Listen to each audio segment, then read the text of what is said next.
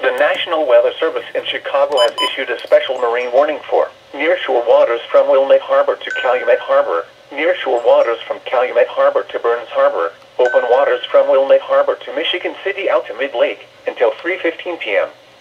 At 2:17 p.m., a strong thunderstorm was located over Midway Airport, or 7 nautical miles southwest of 31st Street Harbor, moving northeast at 20 knots. Hazard, wind gusts to 40 knots.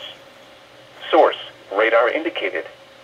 Impact, small craft could be damaged and briefly higher winds and suddenly higher waves.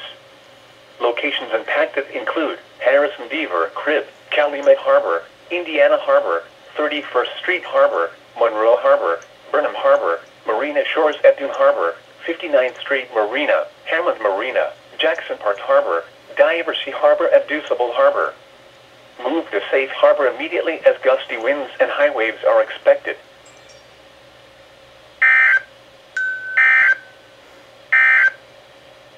Sheboygan, Wisconsin.